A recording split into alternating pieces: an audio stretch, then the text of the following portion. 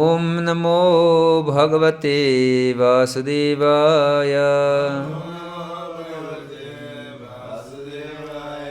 Naranam Namaskritya Naram Chaiva Narottamam Devim Saraswatim Vyasam Tato Jaya Mudire Nashta Preshva Bhadreshu Nityam Bhagavata Sevaya Bhagavati Uttama Shloke Bhaktir Bhavati Naishtiki. Hare Krishna. Today we are reading from Canto 3, Chapter 21, entitled Conversation between Manu and Kardama. Text 12. Jata harsho patan murdna shito labda manoratah girbhistvabhyagrinat priti Svabhavatma kritanjalihi. Jata harshaha, naturally jubilant. Apatat, he fell down. Murdna, with his head. Kshitau, on the ground. Labdha, having been achieved. Manaha, rataha, his desire. Girbihi, with prayers. To, and. Abhyagrinat, he is satisfied. Priti, svabhava, Atma, whose heart is by nature always full of love. Krita, Anjalihi, with folded hands. Translation and purport by His Divine Grace Srila Prabhupada Ki Jai. When Kardama Muni actually realized the Supreme Personality of Godhead in person, he was greatly satisfied because his transcendental desire was fulfilled. He fell on the ground with his head bowed to offer obeisances unto the lotus feet of the Lord. His heart, naturally full of love of God, with folded hands he satisfied the Lord with prayers. Purport. The realization of the personal form of the Lord is the highest perfectional stage of yoga. In the 6th chapter of Bhagavad-gita, where yoga practice is described, this realization of the personal form of the Lord is called the perfection of yoga. After practicing the sitting postures and other regulative principles of the system, one finally reaches the stage of samadhi, absorption in the Supreme. In the samadhi stage, one can see the Supreme Personality of Godhead in his partial form as Paramatma, or as he is. Samadhi is described in authoritative yoga scriptures, such as the Patanjali Sutras, to be a transcendental pleasure. The yoga system described in the books of Patanjali is authoritative, and the modern so-called yogis who have manufactured their own ways, not consulting the authorities, are simply ludicrous. The Patanjali yoga system is called Ashtanga yoga. Sometimes impersonalists pollute the Patanjali yoga system because they are monists. Patanjali describes that the soul is transcendently pleased when he meets the Supersoul and sees him. If the existence of the Supersoul and the individual is admitted, then the impersonalist theory of monism is nullified. Therefore, some impersonalists and void philosophers twist the Patanjali system in their own way and pollute the whole yoga process. According to Patanjali, when one becomes free from all material desires, he attains his real transcendental situation, and realization of that stage is called spiritual power. In material activities, a person engages in the modes of material nature. The aspirations of such people are 1. To be religious, 2. To be economically enriched, 3. To be able to gratify their senses, and at last 4. To become one with the Supreme. According to the monists, when a yogi becomes one with the Supreme and loses his individual existence, he attains the highest stage called Kaivalya. But actually, the stage of realization of the personality of Godhead is Kaivalya. The oneness of understanding that the Supreme Lord is fully spiritual and that in full spiritual realization one can understand what he is, the Supreme Personality of Godhead, is called Kaivalya, or in the language of Patanjali, realization of spiritual power. His proposal is that when one is freed from material desires and fixed in spiritual realization of the self and the super-self, that is called Chit Shakti. In full spiritual realization, there is a perception of spiritual happiness, and that happiness is described in Bhagavad-gita as the supreme happiness, which is beyond the material senses. Trance is described to be of two kinds, sampragyata and asampragyata, or mental speculation and self-realization. In samadhi, or asampragyata, one can realize by his spiritual senses the spiritual form of the Lord. That is the ultimate goal of spiritual realization.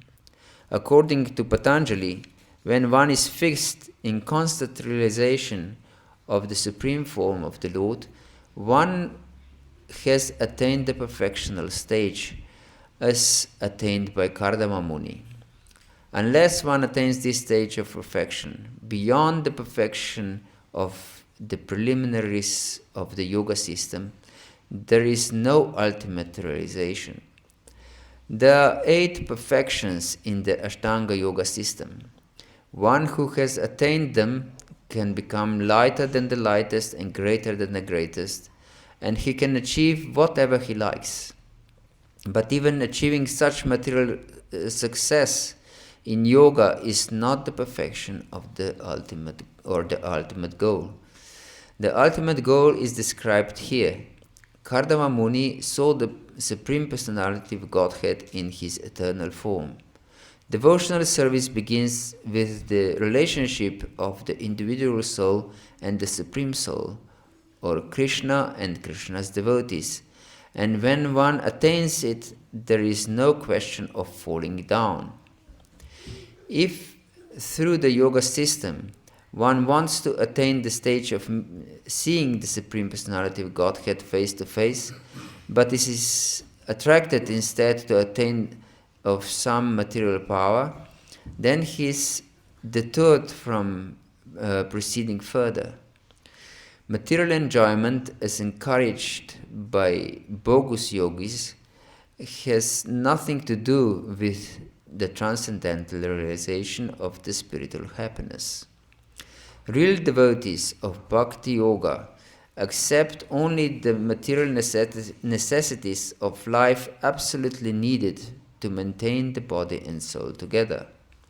They refrain completely from all exaggerated material sense gratification. They are prepared to undergo all kinds of tribulation, provided they can make progress in the realization of the personality of Godhead. The translation of verse again.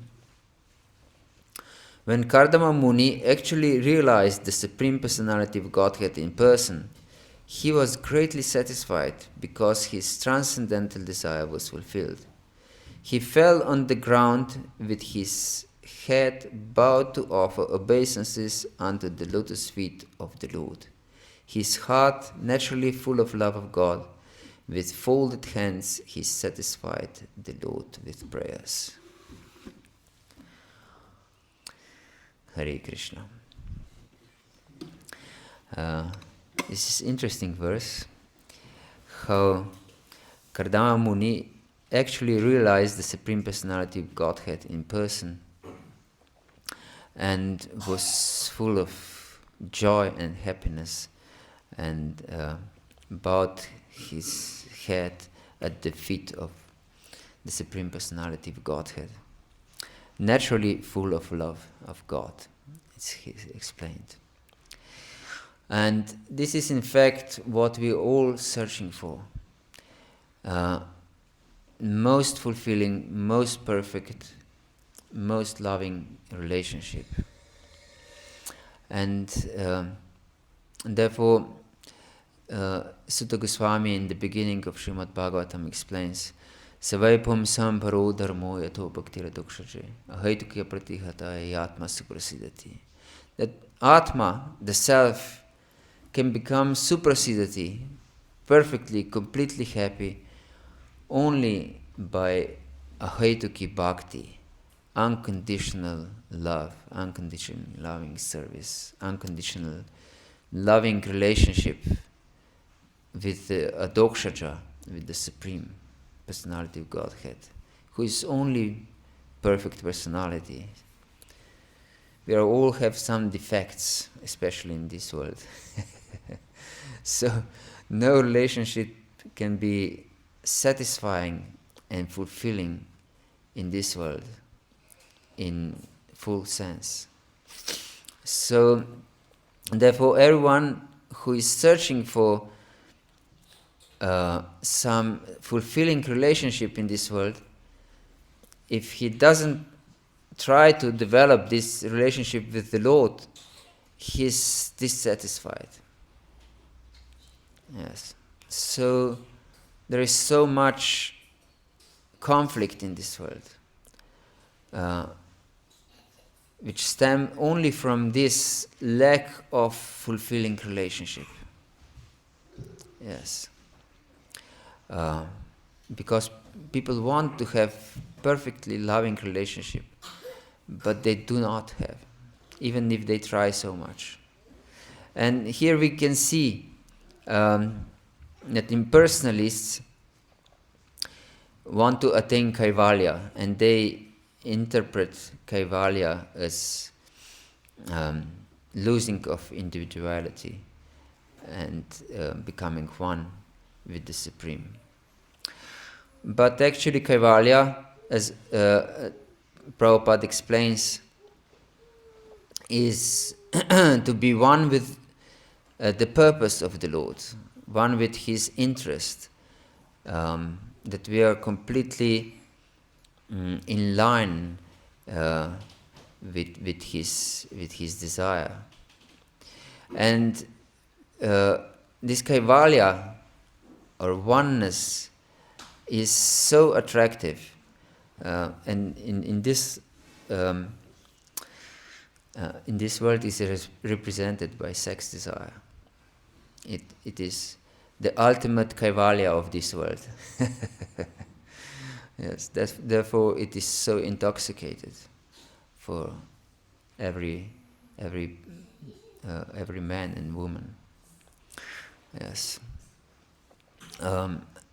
So the process of Krishna consciousness is to bring our innate desire to be one with the Lord in proper perspective. Because if we have material conceptions of life, then we will misunderstand also the process of devotional service. There is one story told by Bhaktisiddhanta Saraswati Thakur. He said that there was once a widow whose son was not studying very well, and he had problems. And this is usually when when there is only one parent, usually when it's a single mother. Many sons, I'm tutoring different students, and my wife also. And usually the most common scenario is that there are single mothers with lazy sons who are really dissatisfied in life. And therefore they have problems with their studies. So there was a widow who had a son who had such a problem, and she engaged a tutor. And then one day she heard that he was teaching him how it's called, geometry, and he said, this is triangle A, B, C, but mother, she just heard this A, B, C, and she was furiously coming into the room, and she said, what is this ABC? This my son knows from the first grade. So you are a useless teacher. You should just teach the first grade and no one else. And so get lost. I am using my money on you. So she was so forceful that he couldn't object. So the purport Bhaktisiddhanta Saraswati gives to this story is that if we have material concept of spiritual reality, we will think that some simple thing is just material. For example, no one in this material world wants to be a servant. So this idea to be a servant to the Supreme Personality of Godhead, for them is going backwards instead of progressing in spiritual life. For their idea is to become the Supreme Himself, not to be a servant again. And of course, this is about the example of the impersonalists and yogis. But there is also danger in our spiritual progress if we don't have thorough understanding of Krishna conscious philosophy. Then we tend to understand many things wrongly, and we think that they're just material. For example, there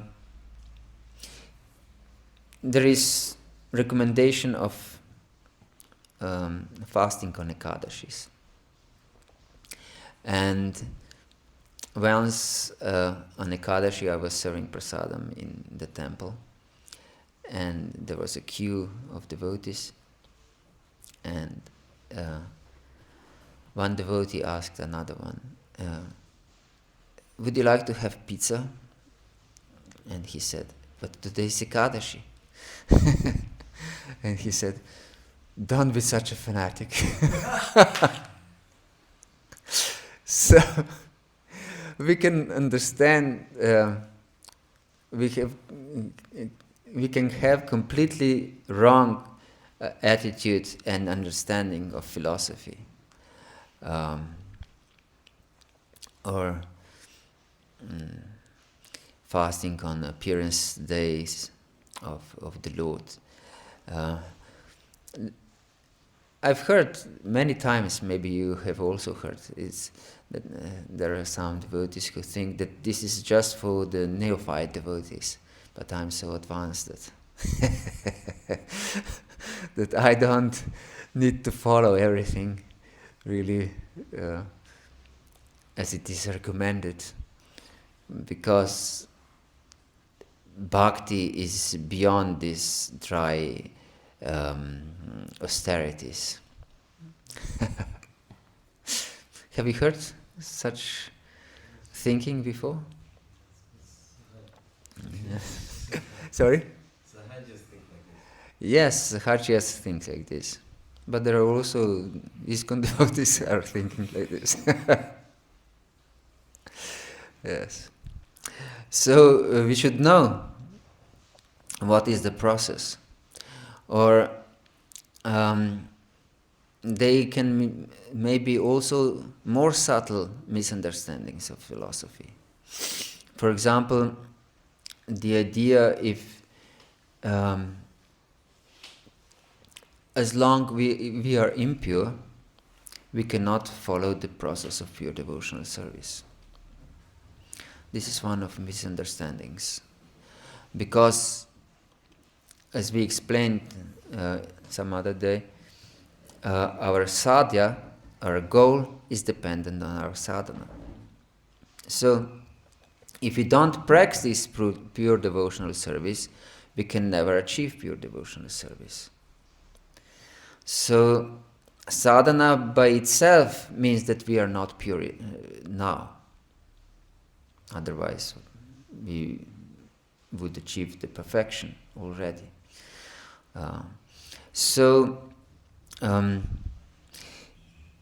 The definition of pure devotional service is anya bilashita shunyam jnana karmate navritam anukulena krishna anushlanam bhaktir uttama. So it is said anya bilashita shunyam. It's not anya bilasha shunyam. Anya bilasha means other desire. But anya bilashita shunyam means the tendency to have other desires. So, even though we may be full of material desires, if we have this idea, yes, this is my problem, I want to get rid of my desires, of my material desires. Then jnana karmadya navritam, that my bhakti is not covered by jnana or karma, then this is the process of pure devotional service. Of course, if I want to satisfy the Lord with my actions. And although I'm full of material desires, maybe, but if I have this attitude, I want to get rid of them, I don't want them, then this is the process of pure devotional service. Yes. Maybe there is a devotee who is much more detached than we are, but he considers his small material desires as not such a problem, and he doesn't strive to get rid of them, so he's not on the path of pure devotional service, because he considers these material desires as no problem. Yes. So we should know. And also jnana. Many devotees think that studying of Srimad Bhagavatam and Chaitanya Charitamrita and Bhagavad Gita is just jnana. We don't need jnana. We need bhakti. But it can be jnana avrita, the covering of jnana, if we just want to accumulate knowledge to be better than others in our philosophical understanding and to have more knowledge than others, then this knowledge or this striving for knowledge covers our bhakti. Otherwise, this studying of Shastra, of Bhagavad Gita, Srimad Bhagavatam, Chaitanya Charitamrita, and others, of course, is directly the process of devotional service, is Shravanam. Yes. And it's meant to give us proper understanding of pure devotional service. If we don't have pure understanding proper understanding, as I explained, we may think that our devotional service is directed to Krishna Prema, but this is not. Because it is not pure devotional service that we practice. Unknowingly, because we don't properly know Shastra. Yes. So, devotional service, pure devotional service, the process of pure devotional service begins with Shraddha. And Jiva Goswami explains that there are two kinds of Shraddha. One is Lokiki Shraddha, so what usually people believe, and one is Shastriya Shraddha, or Shraddha that is based on Shastra. And this Shraddha is permanent. We'll never lose Shastriya Shraddha, he explains. So one will never fall down, as here Prabhupada explains also. If we have pure Shastriya Shraddha. So, how can we have Shastriya Shraddha if we don't know Shastra? Yes, so it's our duty to know Shastra. And therefore Prabhupada dedicated so much of his effort to present Shastra to us in order to understand Shastra. Yes. He hardly slept just to give us Shastra, to give us Srimad Bhagavatam, Bhagavad Gita, and Chaitanya Charitamrita, which are the basis of all spiritual understanding. Yes. So here it is mentioned Samadhi, and Krishna also discusses this Samadhi in 12th chapter of Bhagavad Gita, and he says, Mayeva mana adatsva, mayi buddhim niveshaya, nivasishasi mayeva, ata urdvam asamshaya. Mayeva mana adatsva, certainly, Eva, you should engage your mind on me. Mayeva mana adatsva. Mayi buddhim niveshaya, and you should dwell in me by your intelligence. So, with your intelligence and mind, you should be always in me, and thus you will certainly come to me. Nivasishyasi mayeva, thus you will always live in me without any doubt. But he, in next verse, explains, Atachetam samadatum nashaknoshi maisiram. Abhyasa yoga natato mam ichaptam dhananjaya. If you cannot dwell in samadhi all the time, then you should take the process of sadhana bhakti. Abhyasa yoga. Yes, the training of consciousness. Yes, he emphasizes this training of consciousness in different chapters of Bhagavad Gita.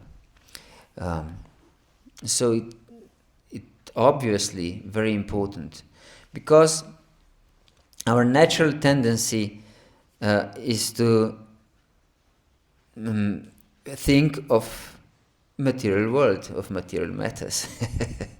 We are born in material world, and we are here from time immemorial, and naturally we also tend to find some pleasure in this material world, because we are all anandamaya abhyasat, we are pleasure-seeking living entities. We want to be happy, we want to feel bliss.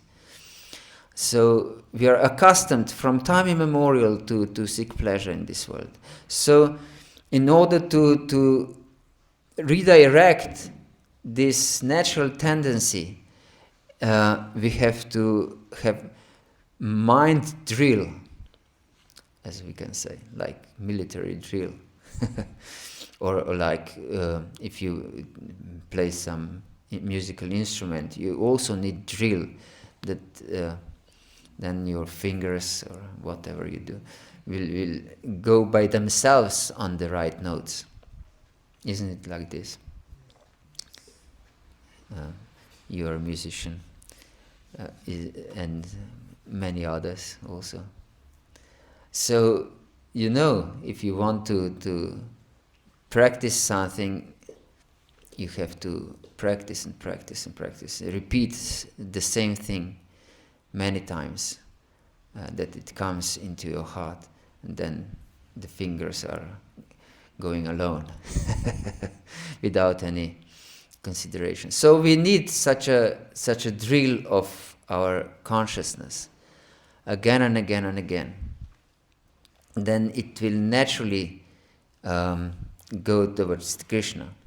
And Krishna explains, Mam ichaptum dhananjaya. By such drill, we will develop desire to attain him. That means that without such a drill, we will never attain desire to attain Krishna. Maybe we will have desire for Krishna just to fulfill our desires, our material desires. And usually happens like this. Majority of people, even among devotees, is like this. You maybe heard about Dr. Nrsimhadev. Have you heard about Mataji? No? Nrsimhadev in Mayapur is famous by fulfilling desires, especially desires to be cured from material diseases. And therefore, he's famous as Dr. Nrsimhadev. Yes. People turn to him with prayers for health, for themselves, for their relatives, to get good husband and good wife. And so, as explained by Prahlad Maharaj, this is Vanik mentality. This is not mentality for service mentality. This is Vanik mentality. Vanik means merchant. I give you this service and I expect some benefits from you.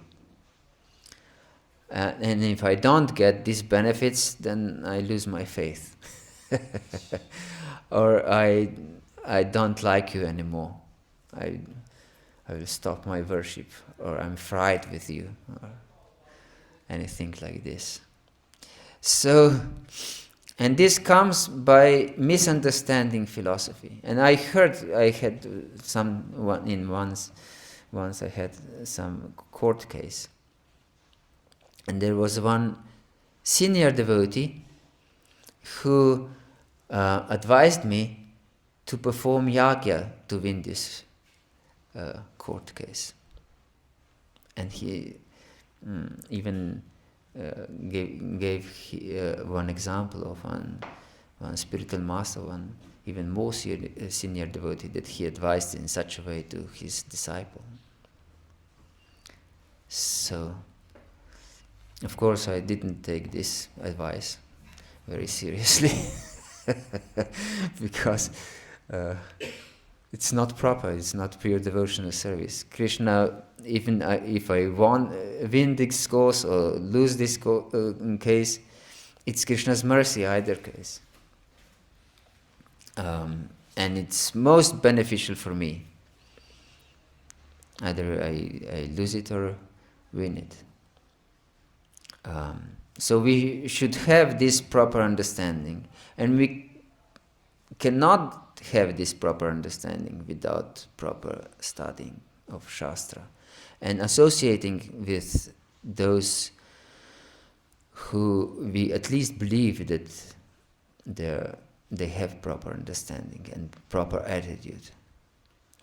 And if we see that they have no proper attitude, then such association can be even worse than association of materialists. Why?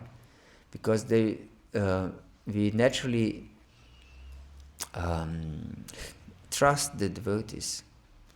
And so, by this trust, we have polluted understanding. And we are on guard when we associate with materialists, that they have completely wrong understanding of life. So, yes, and only then we can satisfy this everlasting desire to be perfectly happy in perfect relationship with the Lord. Yes.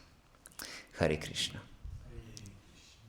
Do you have any desires or comments? Yes, please. Any questions or comments? Yes, please. So I have a desire to do more books, but please tell me, what is today's verse? This verse is Srimad Bhagavatam 3:21-12. Thank you. Yes. So, any other question? Yes, please. Is it same Varnik mentality when before we travel somewhere we sing the Shigadev prayers? Is it the same mentality? Depends on your consciousness. Just some action doesn't mean that we have the same consciousness. For example, karma yogi and bhakti yogi may do completely the same thing outwardly. For example, Krishna says in 9th chapter of Bhagavad-gita, Yat karoshi yat ashnasi yat juhoshi dadasi yat tapasyasi kaunteya tat kurushva matarpanam. Whatever we do, whatever we eat, whatever we give away, whatever austerity we perform, we should do for him only. And this whatever means that we can also not be a devotee and we offer this to Krishna. In offering, there is an element of bhakti. Of course, devotees also offer to Krishna everything, but as a servant of Krishna. So he has this mentality of, I'm a servant of Krishna, and I do it for his pleasure, and of course I offer the result to Krishna. And then this is pure devotional service. As explained one verse before, Patram pushpam palam toyam yome bhaktya prayachati tadaham bhakti upakritam ashnami prayatatmana. So whatever is offered to me with love and brought to me by love, then I accept this offering. But in the next verse he doesn't say that I accept the offering. Just do it this way, and by connecting with me you'll be purified. So if we have this consciousness, please Nrsimhadev, protect my body.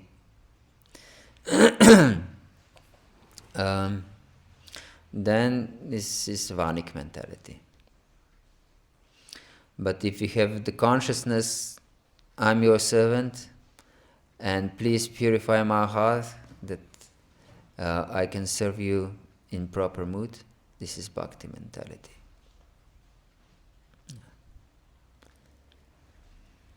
Anything else? Yes, please. We could also pray to Lord Nrsimhadev to protect our remembrance. Yes. You know? Yes. Ultimately, the highest form of protection. The body Yes. will deteriorate Anyway. Remembrance. Yes. In all circumstances, in good and in bad. Yes. Maybe there will be an accident, but please, may I always remember you and serve you with love. Yes. Or if I survive, I beg you to remember you always and my understanding how to serve you. Yeah. Thank you. Also in regards to Dr. Nrsimhadev, I mean, yes, in Mayapur those who want to do all kinds of pujas, you know. Yes. And I remember hearing devotees discussing, you know, because some also felt this shouldn't even be offered. You know? But then again, yeah, that fruitive mentality is so strong, and I guess it's a gradual process, you know. Yes. So all right, Yes. let them do their pujas for this and that and this and that. But at least they're approaching the Lord, you know. Yes, exactly. Exactly. I completely agree. But we should also know what is pure devotional service and what is not. Because then devotees, if they don't have this understanding, will naturally think that this is okay, this is pure devotional service, and I will achieve the goal of pure devotional service. But they will not. You wanted to say something? I was just concerned about this. It sort of seemed like one to get to what is it? Justify their lack of practice. And they just like, you know, I want some pizza, don't be fanatic. So they try Yes. and justify it. Does that come from impersonalism? I think that it can come from impersonalism, but most common is desire for material enjoyment, and we cover it by some concocted philosophy, because it's usually like this. This is represented by first chapter of Bhagavad-Gita, this concocted philosophy for our material enjoyment. Usually we present our material desires in a light that we are virtuous and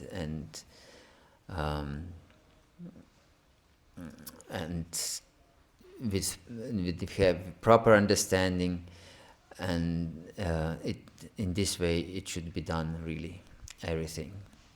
So Arjuna represented his material attachments to his relatives and and teachers as a virtue,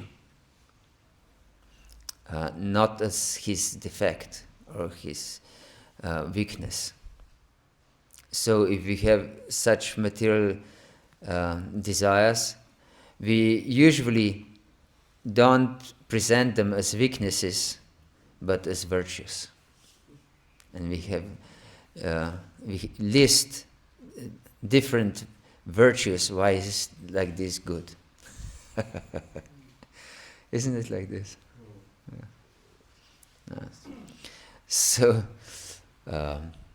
therefore, Bhagavatam says that this Bhagavatam is for those who are thoroughly honest. Yes. So we should be thoroughly honest to ourselves. Yes? Just speaking about Bhagavatam, Mata's class yesterday, I was just wondering you perspective in Bhagavatam, when you read it, those are leelas, of course, but like Mata said, it also relates to real life, to apply it in your life as well. Is that correct? Like apply certain, I don't explain so much properly. Like Mataji was saying yesterday, like it can be in Bhagavatam, some of the stories, it's actually for us to apply in real life. Not everything, like certain aspects towards our bhakti maybe. Yes. Some of the stories. Yes, Bhagavatam is full of stories, and they are all meant for us to improve our spiritual life.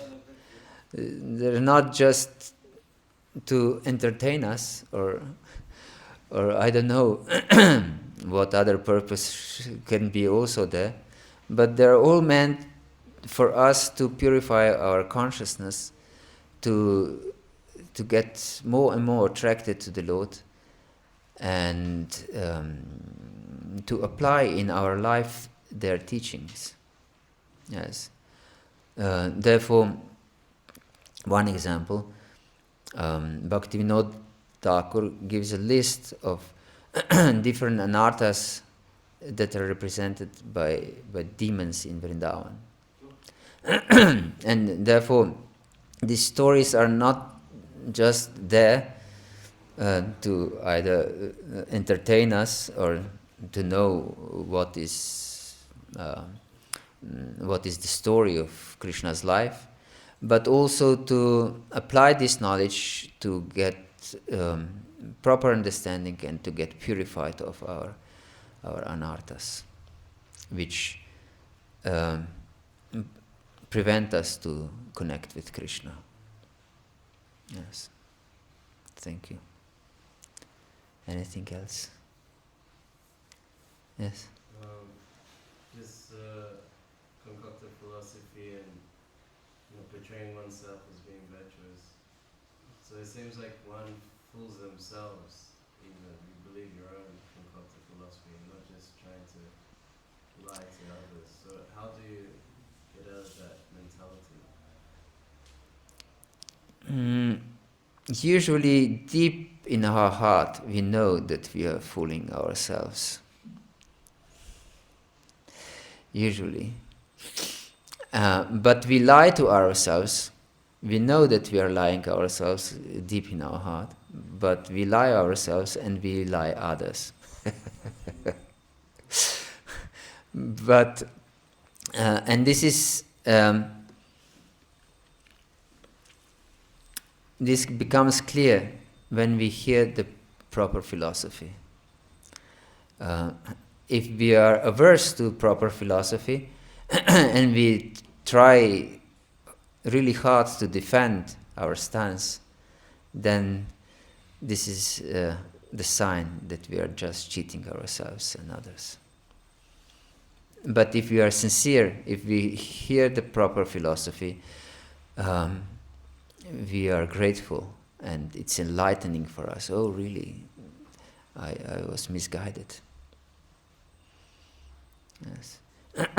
Yes, please. Prabhu, it's quite easy to cheat oneself. Yes. I don't know, so that's why I need gurus, which is gurus plural, and also mentors to give me guidance as to what is the speculation. It's like over COVID, I've got some nice friends, devotees, very nice devotees, but some of them got too much into COVID and fighting the demons and the aliens. Well, this is circulating. But we're not into, we don't just distribute food. We distribute prasadam. Krishna's in the center, is my point. Yes. So it's nice to help the old lady who doesn't have change in the shop to buy something. Pious things, good karma.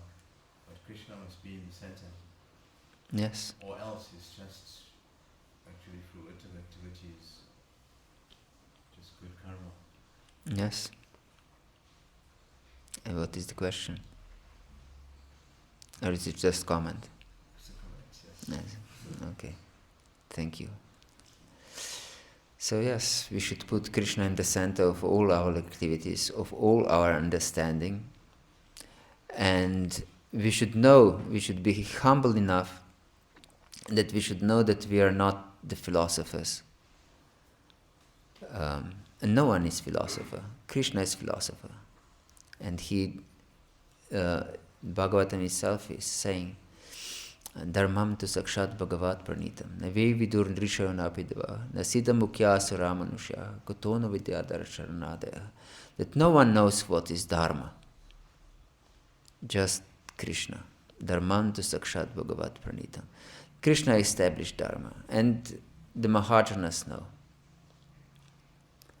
because they are Krishna's devotees. And those who follow the path of Mahajanas, they can also know.